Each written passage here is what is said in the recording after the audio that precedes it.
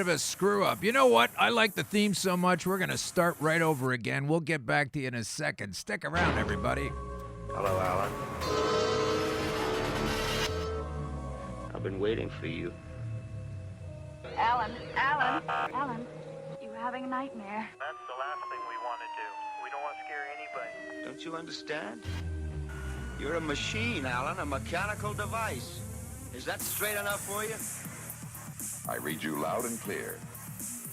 Alan, you idiot.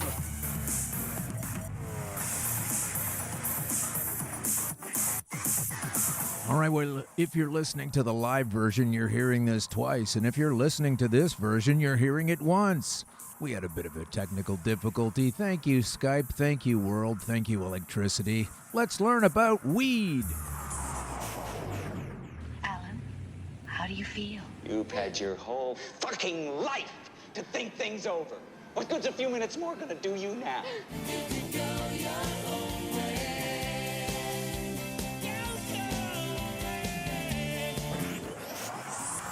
Going my own way, which is apparently really difficult to do and counseled against by so many people, so many conformists, so many believers in the corporate goop, the legalese. That's not making things easy for us at all. Welcome to Green Crush. It is episode 22.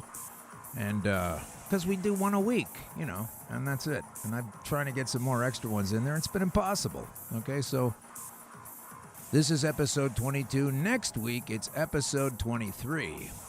And stick around for that one. I guess if you're listening to the show already, you'll definitely do that. And right now, I'm going to tell you about our guest in just a second.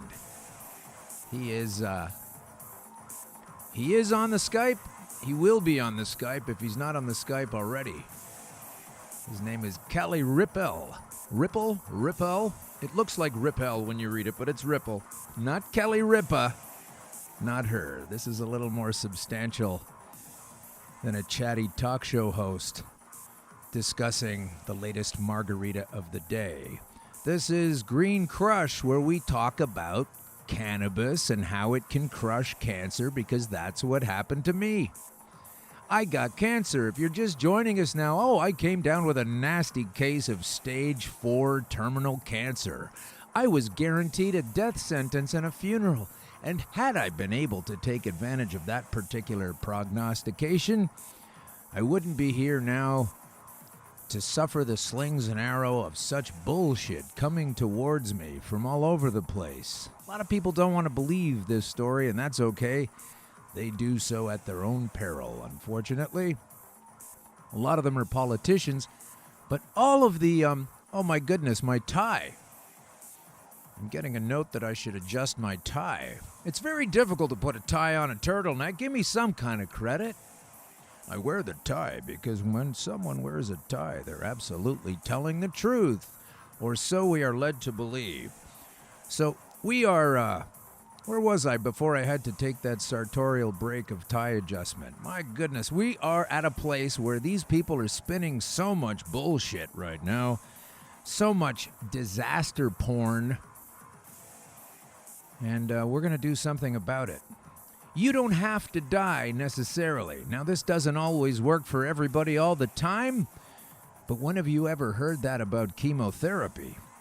If you're slated for chemotherapy and it's coming up in a month or two, if that were me, what I would do is I would get a hold of some Rick Simpson oil and I would start pounding that up as best I could. Now, do it slowly, do it properly, and there is information available. I can be contacted for this, or you could simply Google up the chart.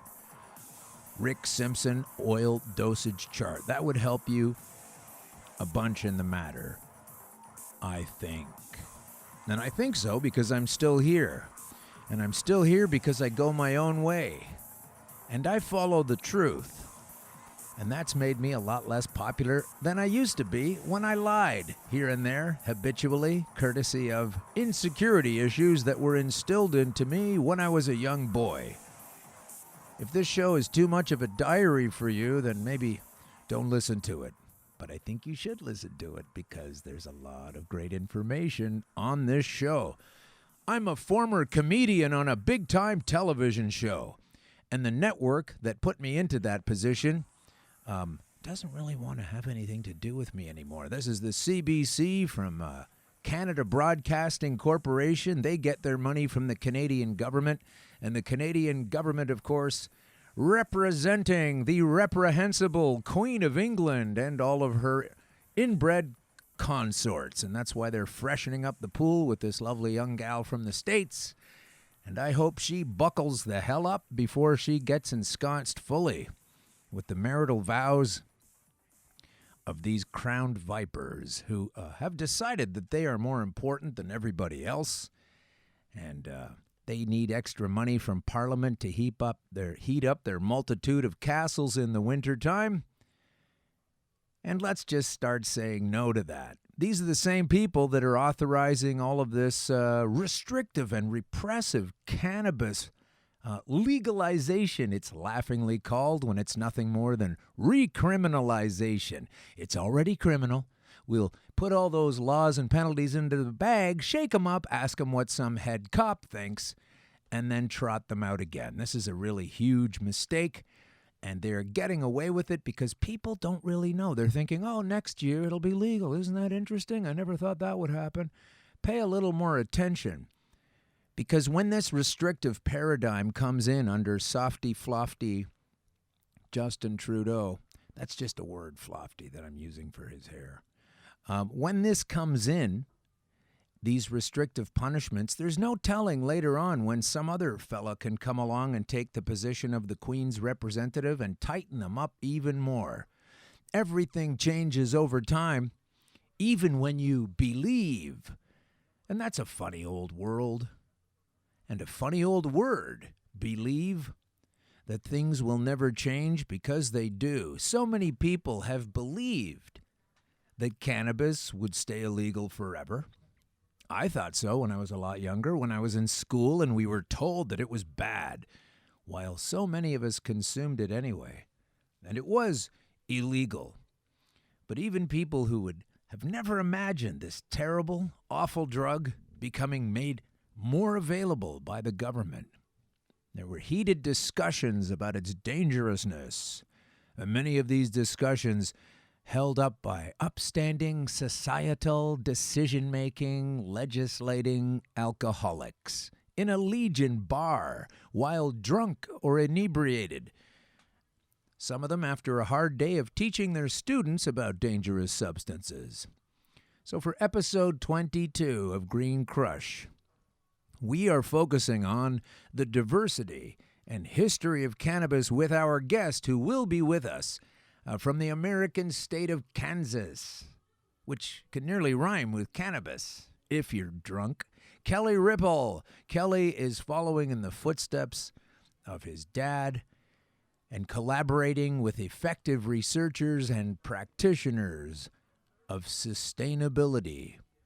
You don't have a lot of those in legislative government. You don't have practitioners of sustainability. You have destroyers of sustainability, including the money, including the pollution, and including these restrictive laws. So we're going to blow past that to enhance the civic engagement of this particular gentleman who has done a lot of cool stuff with this. He is, I could give you his credits, but the most important credit, as far as I'm concerned, is that he's a citizen. You know, he's a citizen, and he is not following the government line, and he has realized that it's sometimes the citizen's job to step up and make sure that you respond to the oppressive nature from the government or the outside world.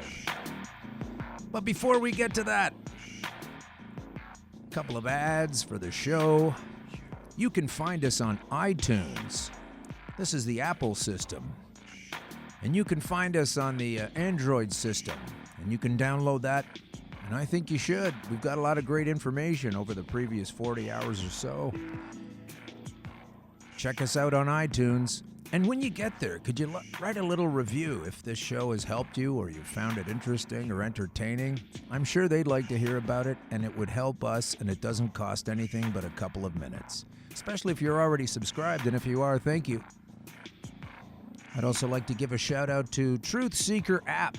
This is the app designed, owned and operated by the folks that have the Truth Seeker name. And what happens on that app is it downloads shows like this, collates them, and not just on cannabis, on all kinds of things. Politics, geopolitics, spiritual matters, left-wing, right-wing, centrist. There's all kinds of great stuff in there. And we are definitely looking forward to involving ourselves more deeply with the Truth Seeker people. They've already given us a lot of help. And so check them out at Truth Seeker app. You can always find us at Green Crush Pod. And also Danny, my producer, has reminded me that we are also available for contribution on Patreon. That's not Patreon. Nothing against them, but we wound up being on Patreon, patreon.com/probablygreencrush/ I don't have the exact copy for this, but you'll find us. All right, so we are going to pretty soon move over to a fantastic, hopefully good time with our friend from Kansas, who is in Kansas anymore,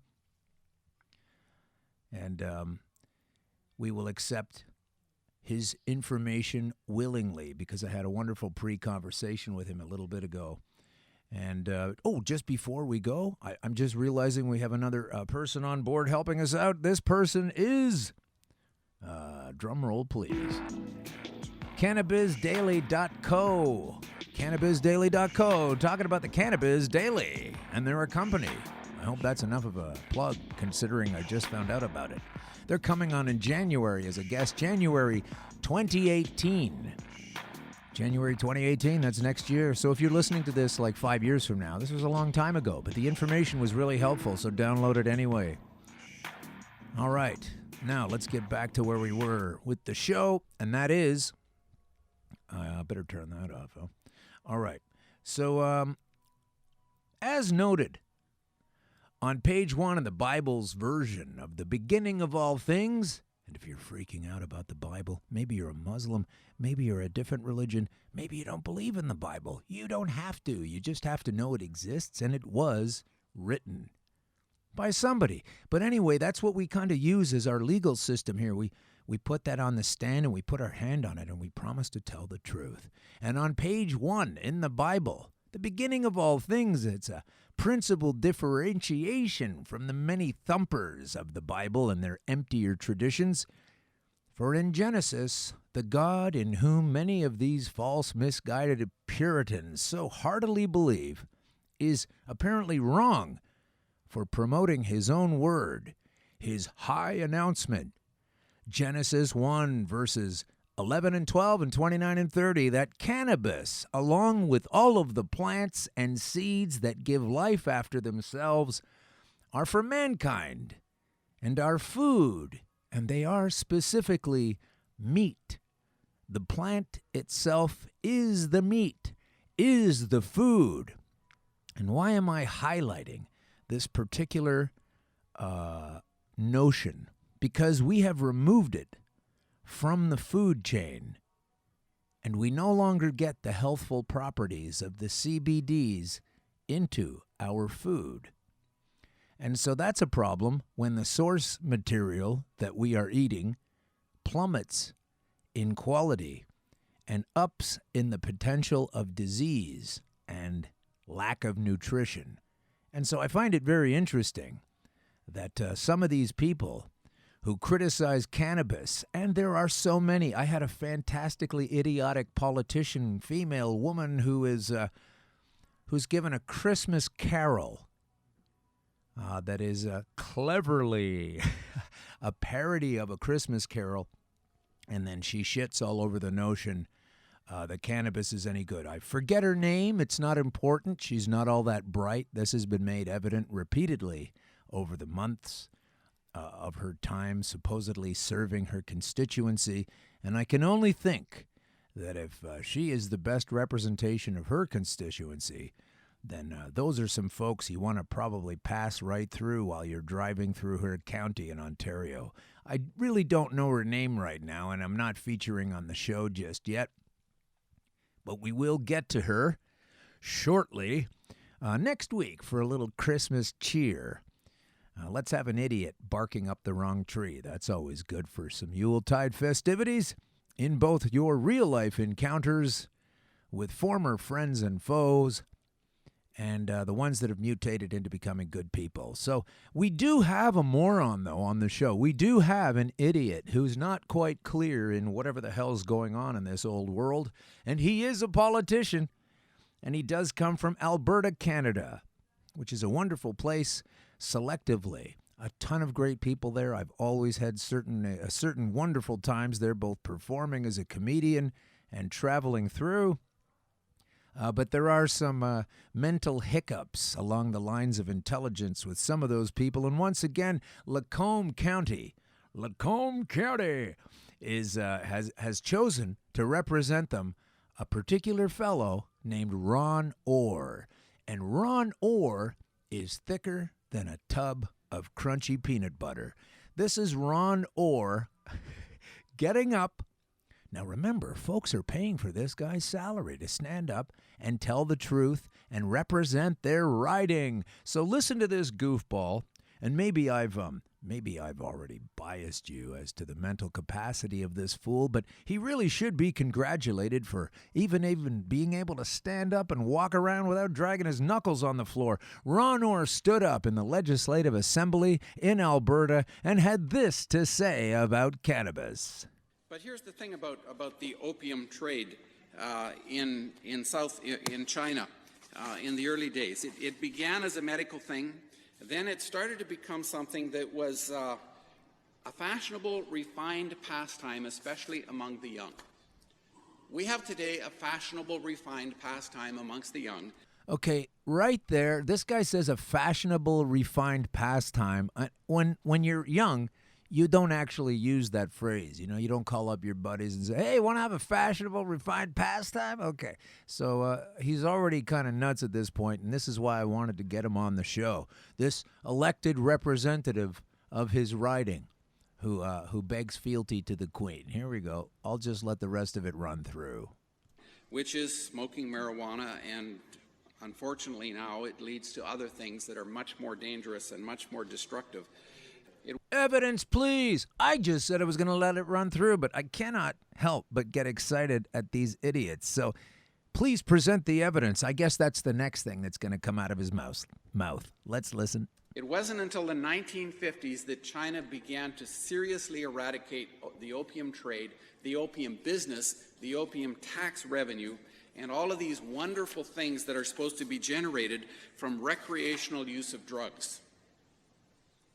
They actually got so serious about it, their whole society was so broken down and debilitated by it That's a big word. It contributed to the Chinese Cultural Revolution under the communists, the execution of thousands of people. Dealers were executed, fields were plowed under and planted with real food.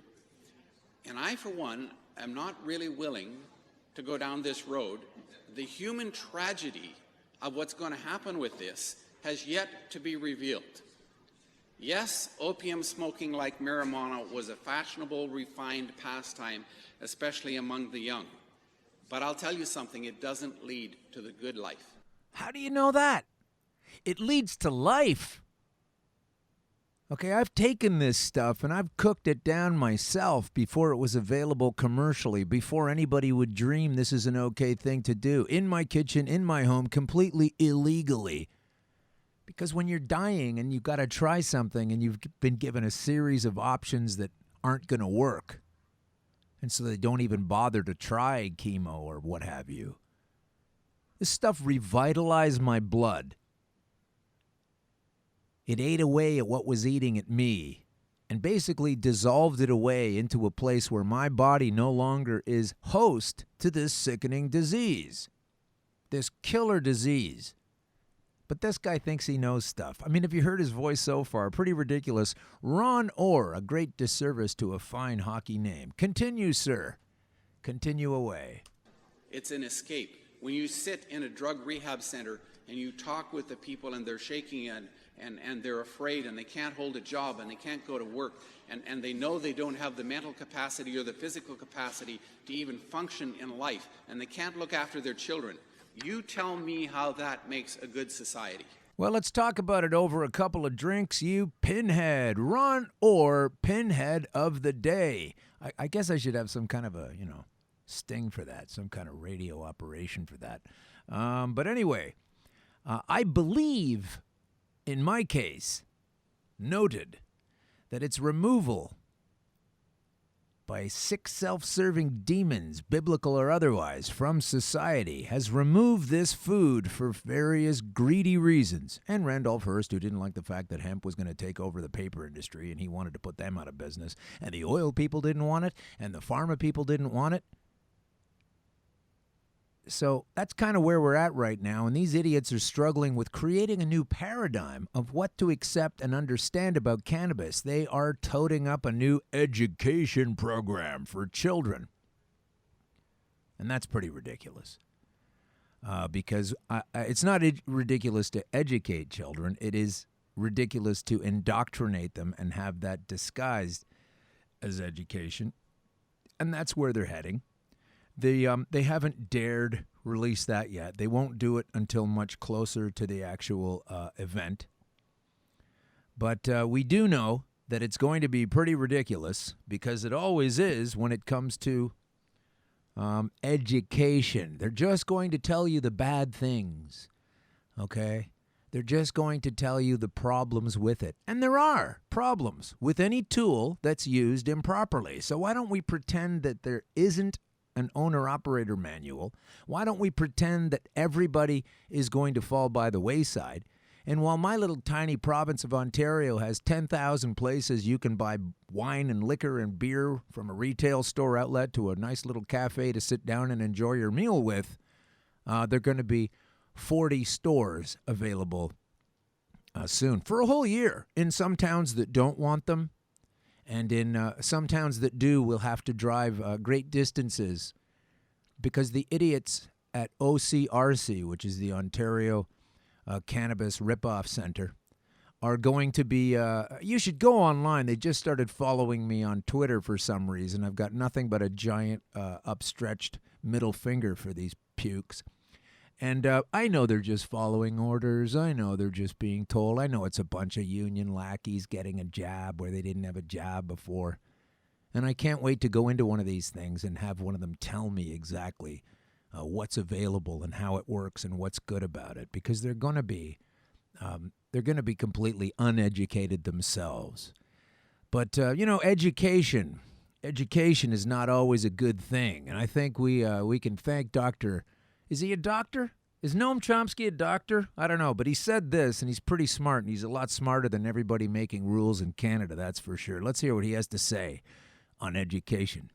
The Trilateral Commission view of the educational system, namely it's a system of indoctrination of the young. That was the way the liberal elites regard it. So the educational system is supposed to train people to be obedient, conformist, not think too much, do what you're told, stay passive, don't cause any crises of democracy, don't raise any questions. We don't need no education or thought control. Yeah, we don't need no education or thought control, so thanks, Noam, for laying it out in a very articulate, concise sentence, completely unlike the babble coming out of these lappers at Queen Elizabeth's teat, trying to tell us what's going on and what to do. Because with the facts, you will see through the government's indoctrination, said to be education, and while I spend each week struggling not to swear when I get caught up in the heat of the moment listening full on to these liars, such as the pigs who seek to control and distribute and profit from something that they have no right to do, I hope today's crush can symbolize the end of that cycle of lies, and for the humankind, The end of the obligatory repetitions, the decades of the same old, CBD-deprived health breakdowns we suffer, all of us, for their profit and control here on this earth. It's not hard to master this number or the builder number on this material plane. The number 22 of this episode expands from our episode 11, where we chose the distance that awareness offers, a perceptive shift gift from the cannabis pineal lift to move further away from official regulations and proposals from government of regulations, proposals to have regulations, proposals and regulations and punishments, and a whole industry of prison folk can't wait for all of us to start breaking the 45 new laws, many of them with 14-year punishments. And this is the freedom of cannabis. So if you can't see past that bullshit, lies based in stink and omissions, as much of their fallacious notion of control over human beings stinks. So the answer is no to opportunistic government players rigging the game from both ends, double-dipping on the one side and double-dipping on the other as they invest in companies that profit. These punk licensed producers of Canada who just had a circle-jerk wankfest congratulating each other understand that the Canadian government is endorsing only licensed producers, and it's only licensed producers, not the free market democratically run dispensaries, that are poisoning us and putting garbage into their chuff, and then later fighting fines and everything else. How can Justin Trudeau, could you come in here, sir, and sit the hell down? Answer me this. Why is it that you are making sure that we can only purchase our cannabis from these several companies, all of whom have tainted product scandals? Every one of them. And if there's one missing, do text me. You'll be the needle in the haystack. So I'm going to merge these two messages, and that'll quadruple the vibrational power and energy, creating much strength to use and enjoy our rights in this world. Continuing the path, this is the source energy put into this material plane, and it does vibrate. If you've ever seen a plant pop through the soil and blossom in time-lapse photography, and these data help us enjoy the benefits of, while taking responsibility for, ourselves. This knowledge is a great power. I know that, and I wish all who understand it great success. Let's precisely balance this principle here in Master Alan Park's episode 22. That's not self-aggrandizing. I'm just thinking of my dad's mom. She was a granny. She used to call me Master Alan, and I did so get a kick out of it because she's the only person who said it. And it's probably only valid coming from her, but it's a good memory. She used to address me like that, on letters and to my face. But I'm using that now. I'm going to call that in. That's some family power that I need right at this time to achieve a hardly imaginable possibility, resurrection from a guaranteed terminal death sentence, in my case. And the reason I am here saying these things now, well beyond officialdom's belief, these politicians, we believe that what we need to do, hey, can you get on some facts instead of some paid-for hunches? Because my guaranteed expiration date, I blew the shit out of that, and I'm still here well beyond it. Pretty much celebrating my 3rd anniversary of my funeral with this help. And that's how I found the power to turn my ambitions and dreams of continuing my life in this reality. I am motivated to combine the vibration of the number 4. That's the stage that I am now branded with, cancer-wise, which in my case really hurt a lot. But I'm using the vibration of thinking about that number 4 to make my desires and means to achieve them unlimited, which oddly enough requires a great discipline of being put to the point of death that only that could help me find. I saw energy, and I found a way to put it into material form. Hey, I was in a hospital bed looking at a star while my shitty, withered life and state of consciousness and state of cancerous existence had me whittled down to a damn near immobile 135-pound mess with no chance. And so don't get weird on me. I had nothing better to do. Netflix? Yeah, you try watching a movie on your phone with hospital Wi-Fi. I had to keep on logging in and it would kick me out. And then I'd have to log in again and it would kick me out. It was frustration. Sorry, that's the wrong password. No, it isn't. I just used it. It's your system that's dodgy. And I logged back in. And I have logged back into this life after getting kicked out of it several times, just like my efforts to watch Netflix on my hospital-provided screen. And I've logged back into this life with great plans and big ideas, like telling people the truth about this cannabis plant that can so save your life, which is, of course, idealistic. And I know this form of leadership has already helped many other people in their medical struggles. I was just having a chat with a fella who got stricken with a terrible disease of cancer just today. Had a few questions for me, and he was happy to hear my answers, and he's already coming back with some positive acceptance that those are indeed things he wants to do and try. I didn't tell him to do it. I just said if that were me, I'd do it. And that stuff has helped me truly enjoy, for the first time in my life, my nearly terminated life, self-confidence. I don't know a lot about everything, but what I do know a lot about, I really know a lot about, or I wouldn't be sitting here. And that's a power we all deserve. A nice, warm, light cream in my coffee. A place to live inside, as does the sea creature inside his coral. From top to bottom and side to side, I lay on my bed in that hospital and looked at the light of a star, and found harmony and eventual cooperation with my doctor and my healer mentor. Those are two different people. And now it's good. Now I have the cooperative vibes to get back to work here on Earth, provided those around me will allow me to do so. And that's a bit of a battle. Is that manifesting? I feel 4 times as strong as I ever have. I feel energy, I feel power, and especially about this information, responsibility. So depend on me to dig and to find more. I am trying to be responsible. I am definitely being honest. And that's the only way to build a firm foundation to expand this word. So now we're going to talk to a gentleman as soon as I give him a dingle on the old Skype-a-rooney. Kelly Rippel. Wait till you hear what this guy's doing and what he's up to. This is some pretty fantastic stuff. Now, where's the phone dealie on this Skype thing, Bob? I don't know what's happened to Skype anymore. Seems a bit nuts. We're connected. Can you hear me? Oh, you're there. Fantastic. Can we hear you? Alan? Are we hearing Kelly? We are hearing Kelly. Kelly, welcome all the way from Kansas. Thanks for... Oh, he's gone now. Apparently he can't hear me. That's strange. Well, let's... There we go. Kelly. Yes, I'm here. I heard you the whole time, and then we got cut off. Isn't that fascinating? Hey, folks, it's a live show. Settle down. Kelly, how's it going in Kansas today? It's sunny, a little bit cool, but it's going great. Thanks for having me, Alan. I'm glad to have you on. I'm glad to expand away from Canada and its pile of nonsense laws and move into some more intelligent areas in the world. And Americans are we are actually outnumbered.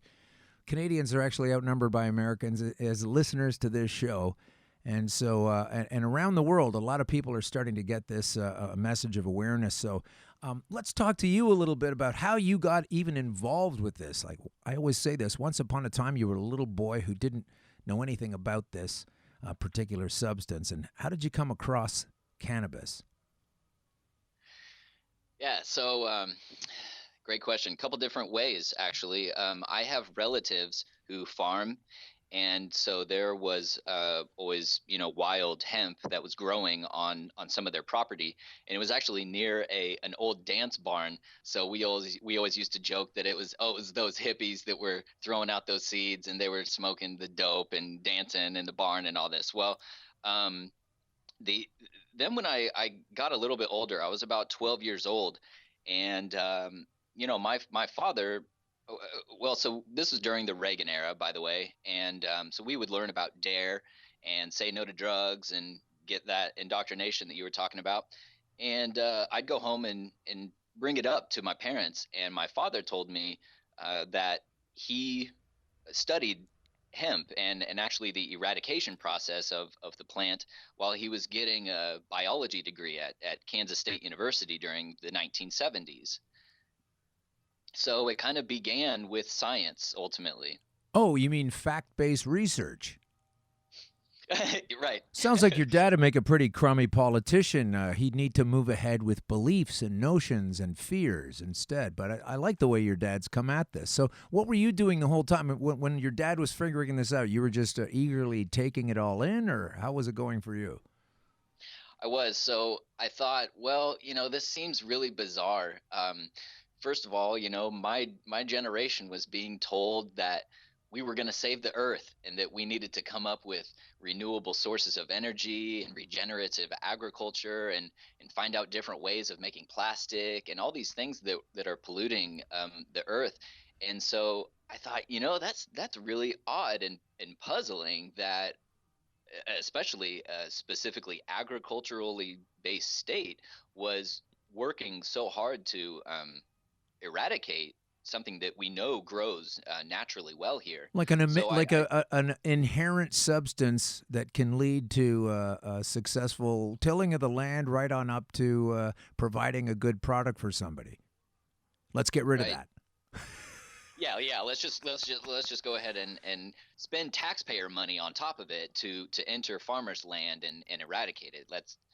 Well, that is the program here. We have a premier in this province who has decided to, and the entire country is deciding to repress these natural awarenesses and the study thereof. And they keep crying about how there's not enough science, not enough proof. We don't know all these things, even though the data has been there condemning them to make sure they continue to research it. They say they won't. They say that there's not enough information to research, and then they say there's not research enough to provide information and repress the democratic ability to proffer with this stuff. So I'm glad you're on top of that as well. It seems to be a pervasive technique of the rulers.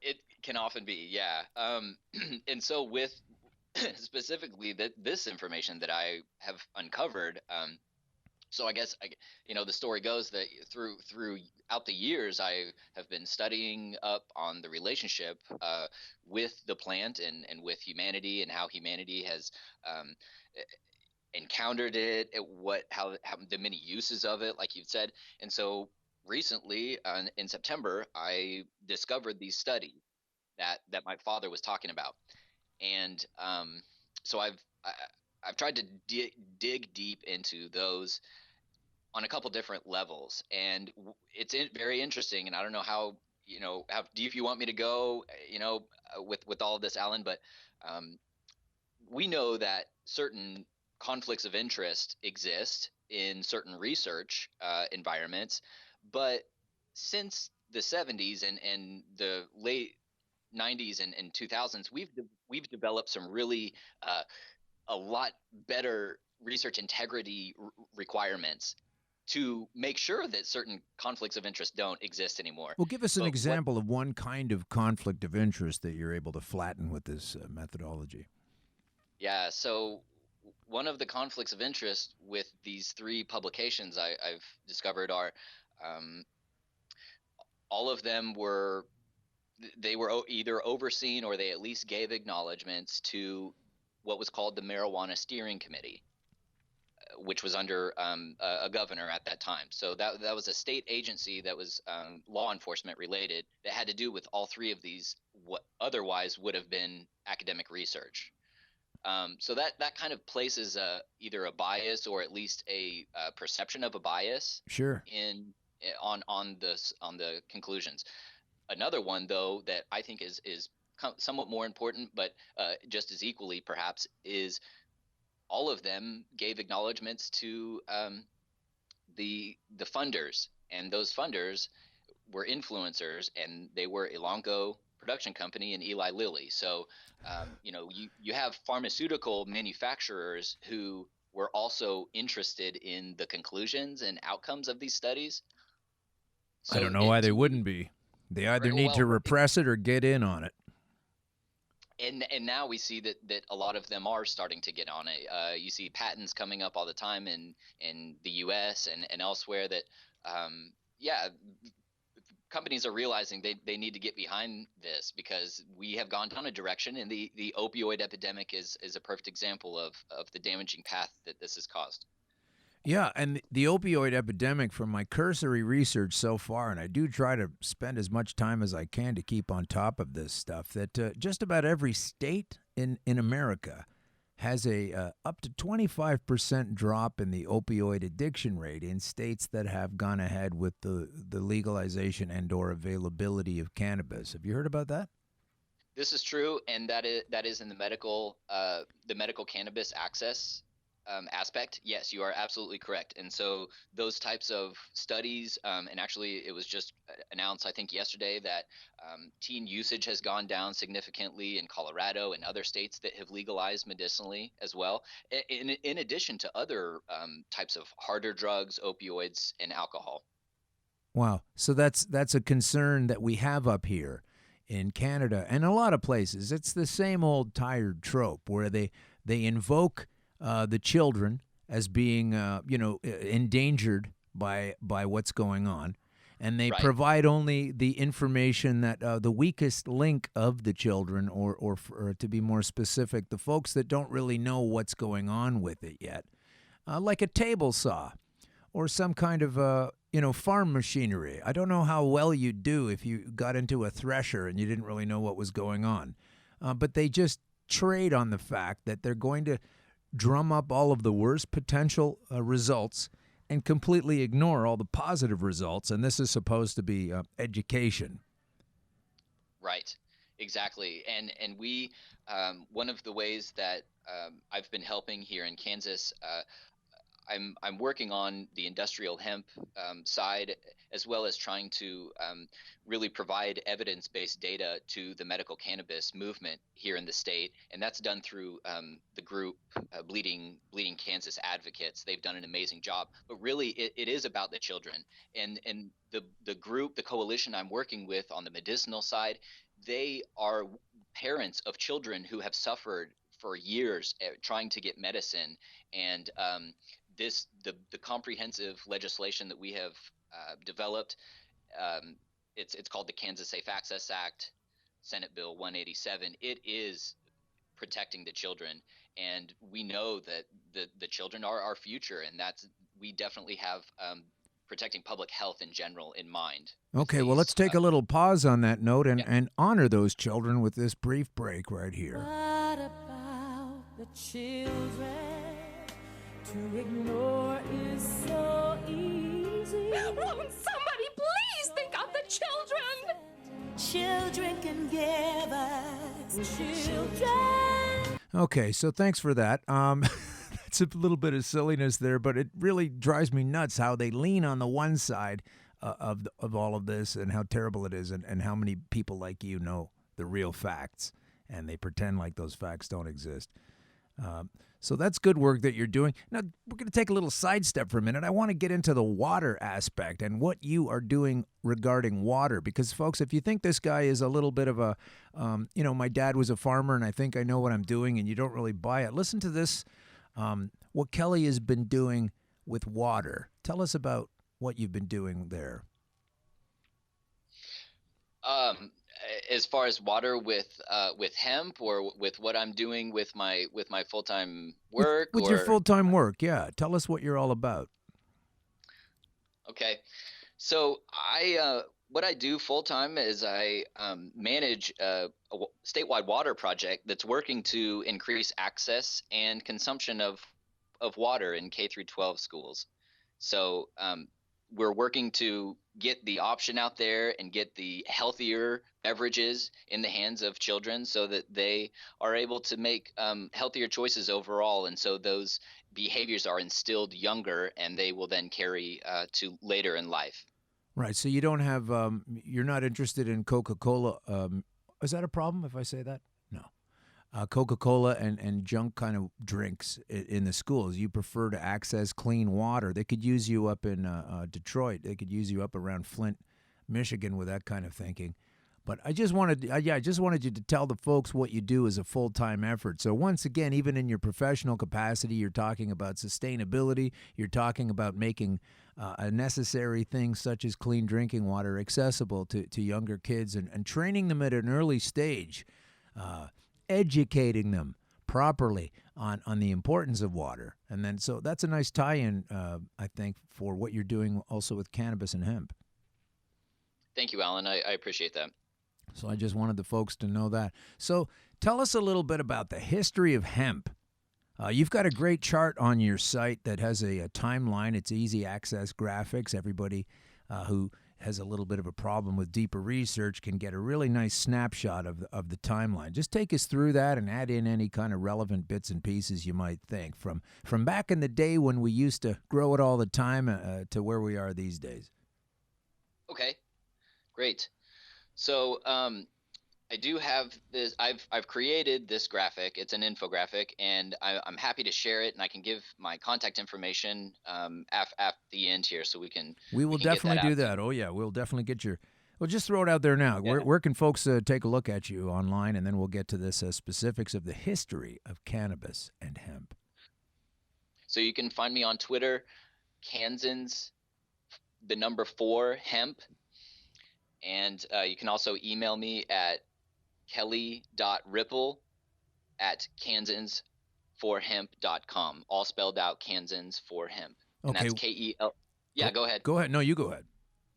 KELLY.RIPPEL@kansans4hemp.com. Okay, we'll plug that again at the end of the show just before people hang up or stop listening. Okay, so what happens there? Back in the day, folks were animals and farm animals in your area and all over America were enjoying as a healthful, nutritive property this hemp. So what happened? So as the story goes, hemp was introduced for cultivation purposes when the English settlers came over. And that was around the 1700s. And for example, in the Jamestown colony, they grew hemp for its fiber, and they used it for ropes and sails and for clothing, other types of commodities. In the and I would say it was a mid to late 1700s, Virginia rewarded farmers for cultivating hemp and manufacturing, and they actually imposed penalties upon farmers who did not produce any. Well, that's amazing because they're also responsible for much of the tobacco, farming as well, right? So were they doing that at the same time? I believe they were. However, the tobacco, because of their efforts, their lobbying efforts, it was a popular thing. They actually they kind of took over in a way, and it can be argued that tobacco was a competing industry of hemp. Yeah. Okay, so let's just go back to the time just before that when it was pretty much mandatory. You say they would be fined if they didn't grow it. Right. And so it can be said that without hemp, America could not have successfully waged the revolution. And it does say that for the next 150 years, hemp was enjoyed the position of America's top cash crop.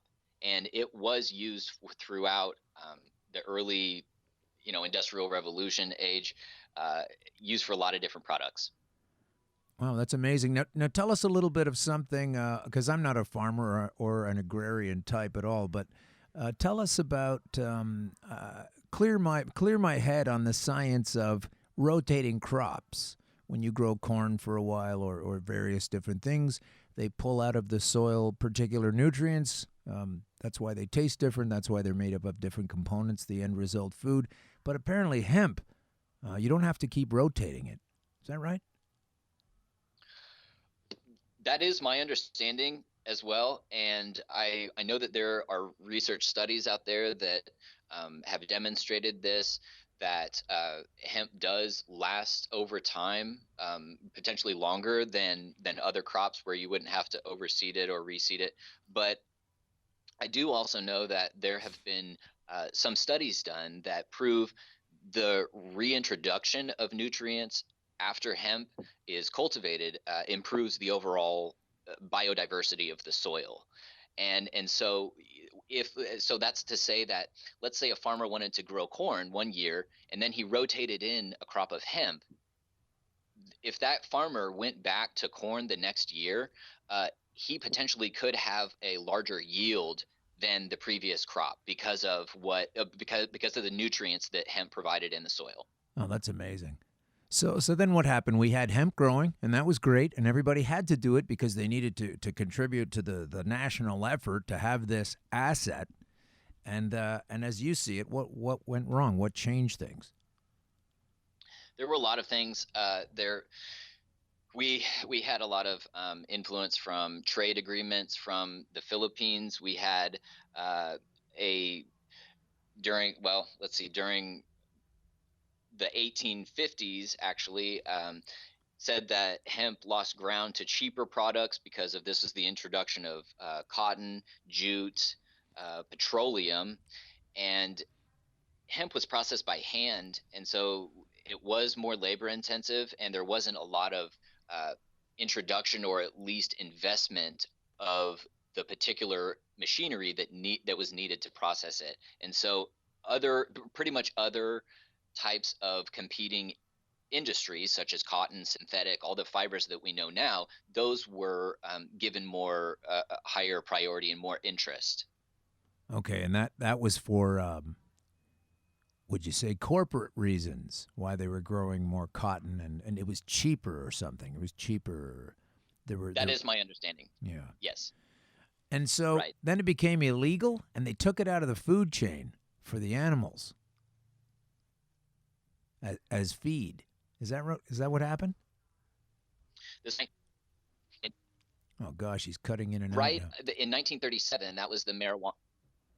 Can you hear me okay? Well, you're cutting in and out a little bit, so let's just take a second to tell people that we are speaking with Kelly Rippel, and he's a Kansan from the United States, and he knows a lot more about these kinds of things than I do, so that's why I wanted to get him on the line, this healthful property. This is a sustainer of youth and a provider of water and a very knowledgeable man when it comes to all things cannabis and hemp and why it's good, as opposed to, pretending it's bad all the time. So let's hope you're back now and we can continue our chat. Or maybe we can't. Did we lose him? Gee whiz. Okay. I'm here. Oh, there you are. Okay, I was just about to call you back. So it's getting a little confusing with the on-off situation with you on the Skype today. So anyway, so what are you doing now, if you can hear me, what are you doing now with cannabis and hemp? Or can you tell us specifically what kinds of programs or research or how you're moving forward with these helpful informations? So with the data that I've discovered, I'm trying to create a basis or a foundation that we can start having a conversation here in Kansas about the evidence that we know happened in the past, how it was influenced, and really just how we can move forward together. And so go ahead. Yeah, go ahead. You go ahead. You're the guest. Go ahead. It's the time gap in the Skype causing me a bit of problem here, but yeah, go ahead. No worries. So what I've done is I've co-founded a group called Kansans For Hemp with a colleague of mine who lives out in western Kansas, and he works in the farm industry. And we just want to educate people about hemp and about its importance to the history of Kansas, the importance to its economy, and its sustainability moving forward as a state, especially in regards to reinvigorating our rural counties and frontier communities. And as far as medicinal cannabis is concerned, I have been advising Bleeding Kansas advocates, and we've developed a fully comprehensive bill that will regulate the access to cannabis medicine through registered medical providers. And that bill, I just want to throw out there, has been vetted by the Kansas Health Institute for meeting all of its health impact assessment requirements, as well as it's been vetted by the Foundation of Cannabis Unified Standards in Denver, Colorado. Oh, that's amazing. So just before we spend some more time on there, because we had the Skype fallout and everything, I just wanted to clear up what I was getting into before. Was it sounds like you're making some really good progress there with the government. But of course, at the time we dropped out on Skype here, I was asking you about how it became illegal in the first place before we get to finding out how to teach these folks how great it is. What was the ground for what were they actually saying at the time to make the decision to end the production of this as a supposedly bad thing? So what I have on my timeline is in 1937, there was the Marijuana Tax Act, and that was passed by U.S. Congress, and it decriminalized cannabis, and it called it a drug. And the act derived from certain articles that were in newspapers, basically that were funded through newsprint, the owner of the newsprint. And so all of the lobbying that happened at that time that helped pass the Marijuana Tax Act, that kind of went to benefit the industry of wood paper. And so we know that legislation had certain influence behind it, and that kind of legislation, that the influence was very demonstrative of the other types of policies that were being influenced. And so this research is an example of that. And that was also William Randolph Hearst, the newspaper magnate, right? Correct. Yeah, he was making sure that all of his newspapers, that hemp wasn't going to be around to make paper, and somehow he benefited out of that. So this is where we start getting into the corporate interests becoming somehow more valuable than the truthful application for the masses. So that's kind of a tipping point right there. And so now you're at a place in Kansas where it seems to be everybody seems on board, and with the history of these people changing their mind, it can give us a lot of hope. I personally have hope. The individuals I'm working with have hope, but Alan, we're running up against a lot of barriers in Kansas. We always have. And what's ironic is, we're in the Bible Belt. You were talking earlier about a Bible verse saying that all seeds are for man and for man to use. Yeah. And everyone on earth should have this option. Well, those are the people who are believing in the word. Those unfortunately are the conservative and even a lot of others are a lot of influences we're running up against, and it's hard to get messages through. So again, I appreciate you having me on so that I can help talk about this. Oh yeah, no, it's completely. I find Christians to be a potential ally because this is their book saying these things, but I don't understand why they don't realize what their book says about cannabis and where did they come up with this bogus puritanical notion. And I just think that has something to do with the regression of the education system itself coming from the government as well, because I know there's a lot of well-meaning Christians who would do anything to help themselves or someone else in a medical situation, and they have an artificially created moral barrier from even trying something because it's bad. And they won't acknowledge that their God is saying, not only is it good, he said it was good, and he said, here it is, and he said it's yours. And so I don't understand how they can continue to argue this point, such as the politician I was making fun of earlier. It's very bizarre to me. Yeah, so hopefully this information I've kind of uncovered will really kind of like help bring the message back to a central point and say, okay, we can acknowledge that this existed, and now we can move forward. Yeah. That's my hope, at least. And that's the kind of they're throwing up blocks. How are they doing that exactly? Like, how are they preventing, and what's the other side that's preventing you from being as successful as you should be? What are they doing? What are their tricks of the trade? Well, we have a lot of like you said, a lot of well-meaning professionals here, and especially the medical field and in the pharmaceutical field. And so, their lobbying efforts are are wanting to, again, protect public health. And I think that if we can just kind of bring the message back to this, that's a shared value. The reason Right. that we're wanting to have medicinal access for cannabis medicine, it is because we want to protect public health. We want people to be healthy and well, and be able to also at the same time fund youth prevention programs and things that build up, that empower children, so that we know those evidence-based practices will improve future generations. Yeah. Well, what they seem to be doing in Canada and a lot of other places in the world is not that. That's not where they want to allocate the resources. They want to recriminalize the laws and change them around. Just change the laws around a little bit so it seems free here and it's available at the government over there at a certain store. But basically, put the money into policing and put the money into prosecution and the judiciary, and then put the money into the probably a lot of them for-profit prisons. And this is the kind of thing we need to avoid. And folks need to understand that this whole paradigm of thought is so ridiculous. And guess what? Particularly when you avail yourself of the power of the cannabis plant, it becomes more and more ridiculous the more time you spend on it. And I think that's one of the reasons they like to quash its availability. But that's just an idea. It seems logical, though. It makes a lot of sense to me. Yep. So you're in Kansas, and it's basically the middle of the United States, home of the famous Dorothy from The Wizard of Oz.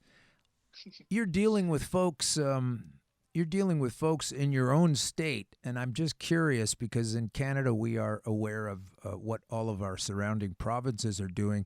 Do you have any dealings with the folks immediately around you? And there's a lot of them. You've got Oklahoma, Nebraska, and of course Colorado's right beside you. Do you have any dealings with them? And how's it going in Missouri and places like that? Do you have connecting folks? Putting a spider web together of information, or is it just all a strictly Kansan effort for you right now? Yeah, that's a great question. So I personally have a network of people that I have kind of collaborated with over time, and a lot of those people are in Colorado, they're in California, Oregon.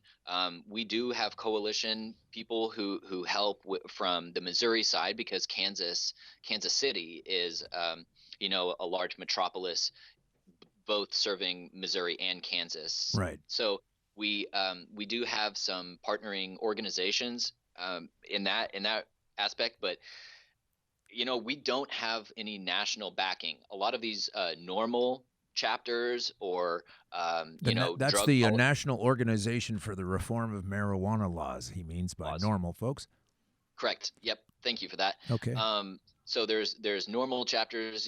There are industrial hemp association chapters, and we're trying to establish those within our state as well. But we are kind of working on a grassroots, strictly advocacy, local level at this point. Yeah. That's cool. Do you ever just swing over to Colorado because it's kind of close and right beside you and see how it feels there? I'm curious how it feels there because they are so advanced compared to a lot of other places. They started earlier, what was it, 2012 or 13 or something, and they've had a few years of this, and they've made some tax money for it, and a lot of it has gone into education, real education, et cetera, and benefited the economy. And the one argument I keep hearing about, and I've also not researched this enough to my own liking, is the traffic situation, the driving situation. Are there more accidents? Are there more problems at the wheel in a state like Colorado that's really gone to town compared to everybody else? So you're a couple different questions there. I could actually spend a whole show on all of those things that you just asked, Alan. But really good stuff. So okay, Colorado, from what I understand, they have had some studies published that show their overall traffic fatalities have gone down. They've since they've legalized in 2012. Right. And I believe that I think that has remained consistent, but I can't, don't quote me on that. I can actually get you the studies to prove it. But as far as their economy, what they're doing as far as funding their roads, their transportation systems, uh, all of their community building projects and everything, it's incredible. We all know that.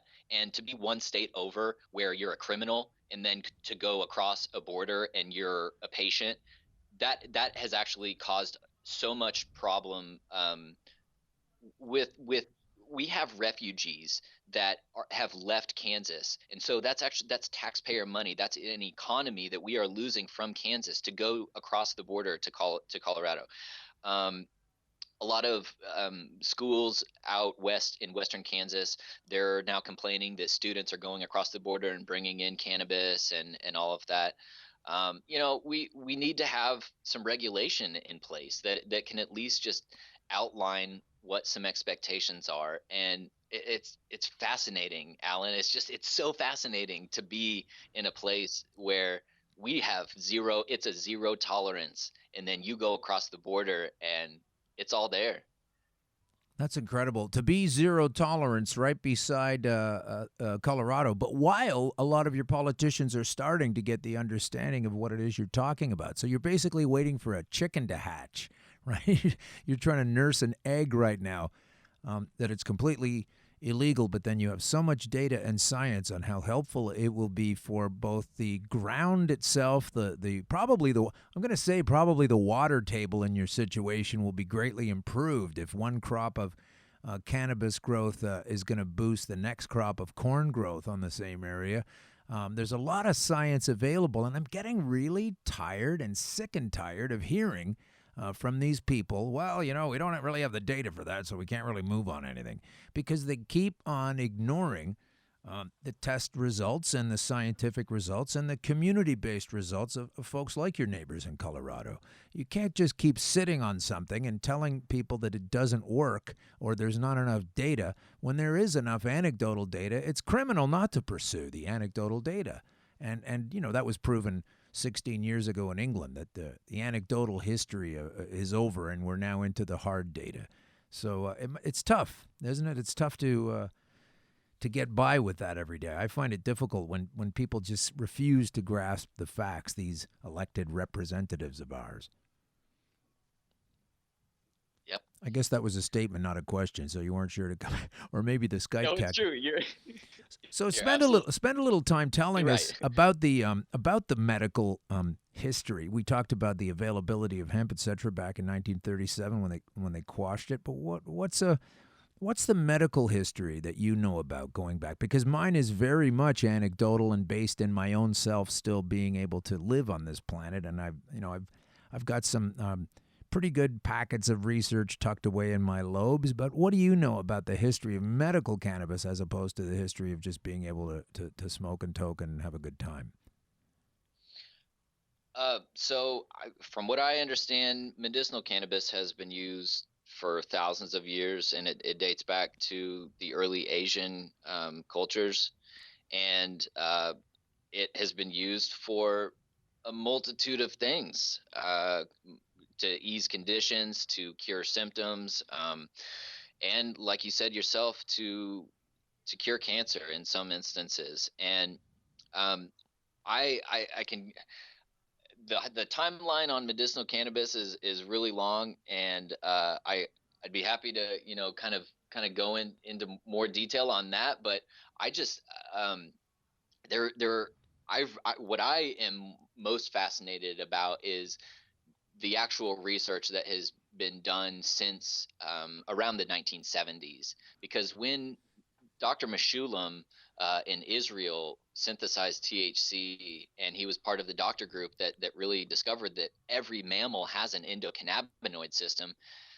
I think that it's so crucial for people to understand that we are all born with DNA. We are all born with an endocannabinoid system, and ways of modifying it, such as phytocannabinoids, is a method of administration. And so, that I personally believe that all use of cannabis is medicinal, because otherwise our bodies wouldn't have this system. Okay, so I've talked about this on the show, but maybe someone's listening for the first time, doesn't want to scroll back through all the episodes, although I highly recommend it. Can you tell us in your own words the compound word endocannabinoid system? What does that mean exactly, and what is cannabis or marijuana to that, as far as you understand it?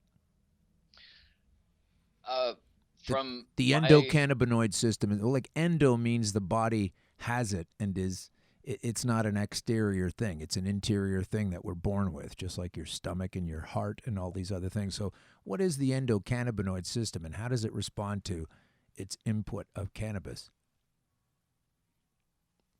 Yeah, so based on my understanding, the endocannabinoid system is a series locations in cannabinoid receptor. It's a series of locations. We're breaking up, so I'm just going to cut in and just re-utter that for the folks, because you're breaking up a little bit. Maybe this will buy us some more Skype clearage time. It's a series of receptors in your body that are specifically designed to receive the properties from the cannabis plant, right? That is correct. Okay, and this is important because why? Because as scientists have found through mapping technologies such as CAT scans and MRI scans, they've found that those receptors are concentrated in certain parts of your body, like the brain and the stomach, like the gut area. And so what they've found over time is that the endocannabinoid system is involved with so many different regulatory processes throughout the body. And what its ultimate goal is to maintain homeostasis. Okay, that's a great way to put it. And for those folks that don't know what homeostasis is, it's not something that you put on the stove to eat. It's the body's system of homeostasis, what it means.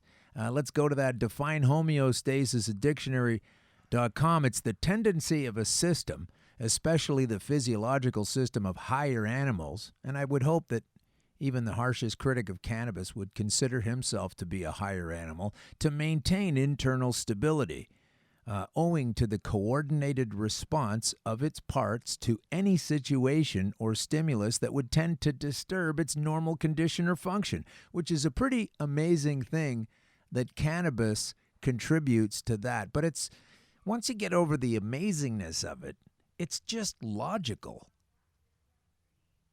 And I think that people don't realize that there's a lot of, try to get through your life without any vitamin C. Would you agree? Yes. And let me just take that notion a little bit further as far as the specific vitamin of vitamin C. Okay, it was explained to me one time that from an endocannabinoid researcher that a certain law that only allows for CBD only to be legal and regulated, that is the equivalent of synthesizing vitamin C from oranges to treat people with scurvy, because there are so many other conditions that cannot be treated because you don't have the full cannabinoid profile, that you would eliminate thousands of people from using a method of administration of medicine. So the whole CBD only laws and all that is deriving, unfortunately, from the same influence and interest that put the THC in legislation, and it should have never been in a law. That's what other law has a constituent of a plant? We don't put an element of corn in our laws. It doesn't make sense. Yeah. And then up here, when it's a medicine and they finally concede to this, then they're taxing it in such a way that they don't tax normal pharma product. Right. So there are a lot of double-edged swords and an agenda here moving forward. So I really have to thank you for being on the end of getting through the truth. And I know we could talk for hours about all kinds of things, and I sure hope that we get to do that in the future and sometime next year. And I want to hear some more progress from what you've been able to do there in Kansas. Kelly Rippel, once again, we're going to put out your name. Kelly Rippel, it's Kelly, not EY. Kelly. Rippel is not regular Ripple, it's Rippel. How's your dad doing? He's wonderful. He's doing great. He's retired. He loves life. That's good. And I guess he's proud of you to sort of carry the torch and kick open the doors of obfuscation here in these times as we approach 2020. And we should really just get this availability for everybody that needs it, right? I guess he's pretty happy you've taken that torch up and run with it. He is proud, yes. And I'm very lucky to have him in my life. You sure are. Well, it sounds like a great family. Tell us again where we can find you online, etc., and understand the great works you're doing to provide water for school children and this fantastic wedge of information that you keep on pushing through the lies. Tell us where we can get you again, and we'll talk to you another time. Okay, so you can find me at Kansans For Hemp. That's the number 4, Kansans For Hemp, on Twitter. And you can check out Bleeding for Kansas. That's the medicinal coalition. And you can also check them out at bksadvocates.org. My personal email is kelly.ripple@kansasforhemp.com.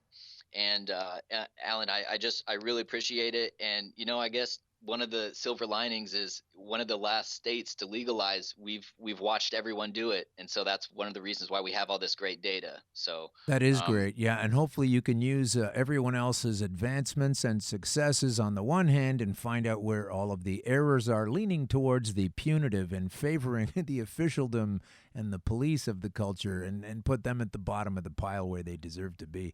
I hope you can move ahead with that. You do have an advantage lingering in the background, I guess up there with Wisconsin. It's also zero tolerance up there and probably some other places.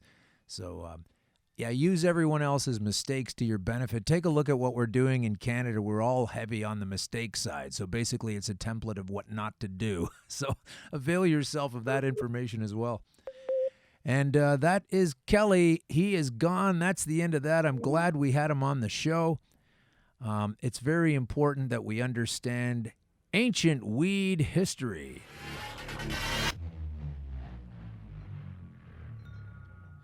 And we're going to talk a little bit more before we go on some updates of what's been going on here in Canada.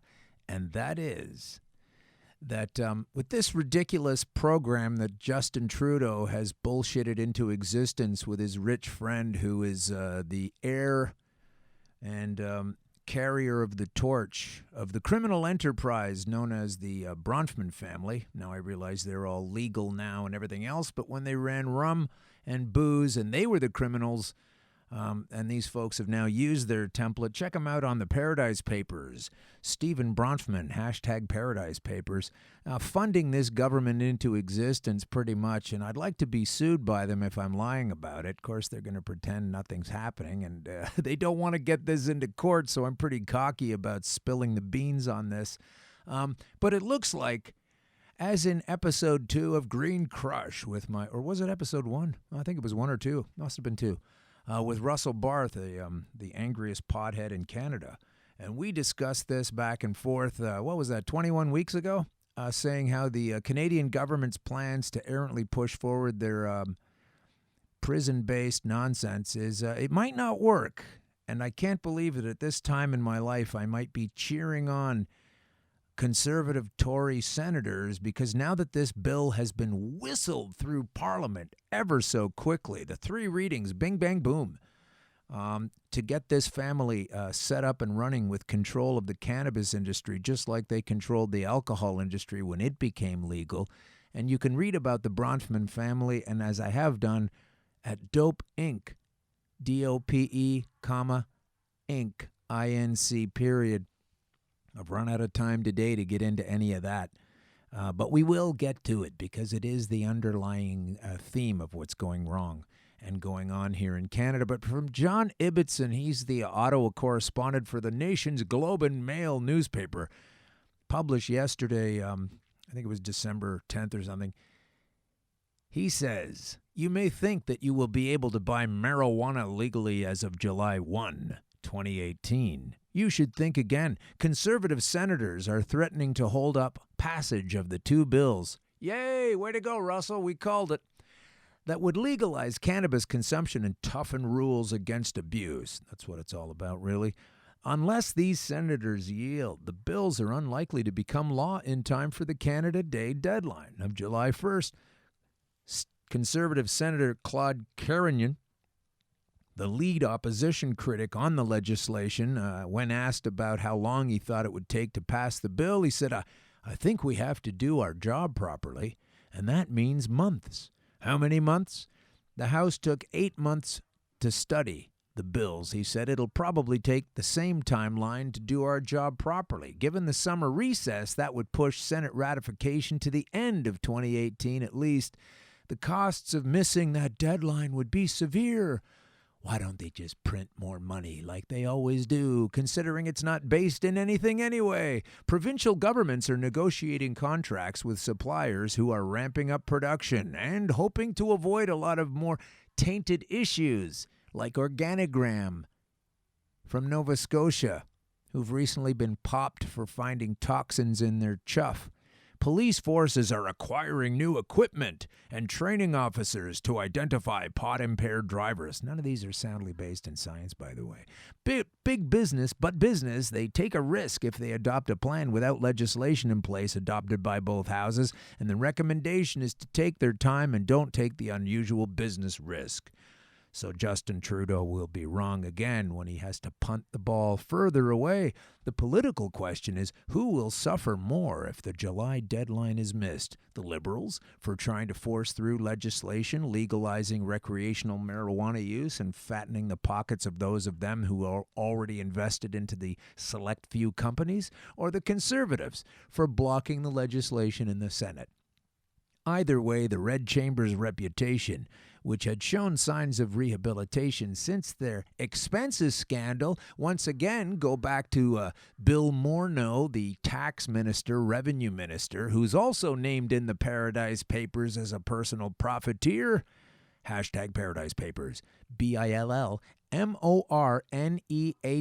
Check him out. He's dirty as a toilet. This is the old system going on, said a frustrated Senator Francis Lankin, an independent appointed by Mr. Trudeau. This is the opposition trying to throw a spanner into the works of government. Senators will start debate on Bill C-45, which sets out a term for legalizing cannabis use and sale and the new laws for impaired driving. But when Parliament returns at the end of January, Carnigan believes the bills do not adequately address such issues as drug tests for workers, equipment and training for police forces, the impact of legalization on young people, and, which we've heard already, when it gets going properly, it does quite well, thanks. All will require careful conservative study. And for the first time in my life, I am happy that there is a conservative obfuscation going on there, because the folks that have put this bill together absolutely do not know what they are talking about. And just like we've had a profiteer in the way of former police chief Bill Blair, I'm glad this thing's slowing down. Bill Blair, of course, in the courtroom, represented by Al Pacino. Because I'm gonna get him. The Honorable Bill Blair should go right to fucking jail. The son of a bitch is guilty. That man is guilty. That man there. That man is a slime. He is a slime. If he's allowed to go free, then something really wrong is going on. Mr. Kirkland, you are out of order. You're out of order. You're out of order. They're out of order. That man, that's crazy. Yeah, he is a bit crazy, coming up with all that kind of nonsense, telling us how this stuff does not work. But guess what? I don't work either. This is a free show. I don't get paid for this. I haven't been paid much more than a handful of contributions. We're running out of time for today's show, and that's a good thing, because I'm tired. I'm talked out. I got to go absorb this information. I have to hold it up by example to what we're being told. Once again, it's so different from what the facts are, and I just don't understand why people don't understand, and I know it's because of the education program and the lies and the obfuscation, and we need to end it. just had a rotten nightmare, that's all. Now we're awake and everything's gonna be fine.